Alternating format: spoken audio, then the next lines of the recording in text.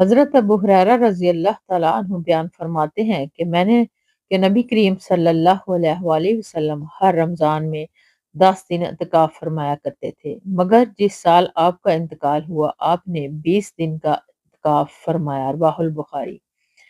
فائدہ ان روایت سے معلوم ہوا کہ رمضان کی آخری اشرا میں اعتکاف کرنا سنت ہے۔ خواتین بھی اعتکاف بیٹھ سکتی ہیں، لیکن اعتکاف کی جگہ مسجد ہے، گھر نہیں۔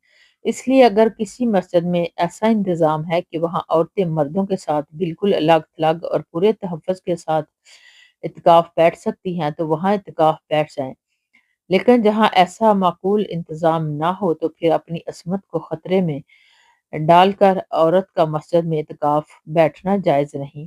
اعتکاف نفلی عبادت ہے اور عصمت کا تحفظ فرض۔ نفل کے شوق میں فرض سے غفلت صحیح نہیں ہے۔ بے شک